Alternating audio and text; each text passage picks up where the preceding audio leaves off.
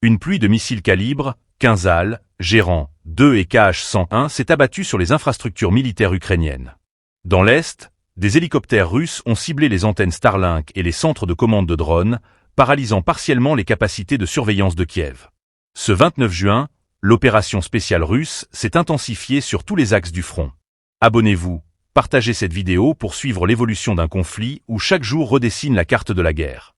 L'une des opérations majeures de la journée a été une frappe coordonnée impliquant plusieurs types de missiles de croisière et balistiques.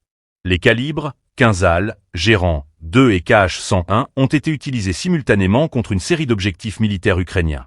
Ces frappes, décrites comme massives, ont visé des infrastructures logistiques, des dépôts de munitions, des centres de commandement et des bases de drones. Une attaque multidirectionnelle, combinant vitesse, portée et saturation, destinée à désorganiser les réseaux de défense et de communication ukrainiens.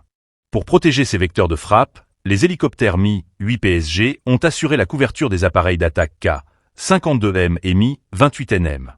Cette coordination aérienne souligne la volonté des forces russes de mener des opérations complexes tout en minimisant les risques pour leurs aéronefs d'attaque. Les hélicoptères d'escorte ont protégé les couloirs d'approche, neutralisant d'éventuelles menaces au sol ou dans les airs.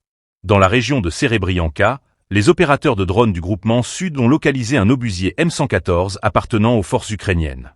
Cette pièce d'artillerie, d'origine américaine, a été immédiatement ciblée après sa détection. Ce type d'opération illustre l'efficacité croissante de la chaîne renseignement frappe côté russe, combinant surveillance en temps réel et élimination rapide.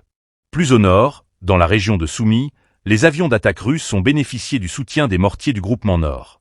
Un appui-feu indirect mais coordonné, visant à affaiblir les défenses ukrainiennes en première ligne avant l'entrée en action de l'aviation.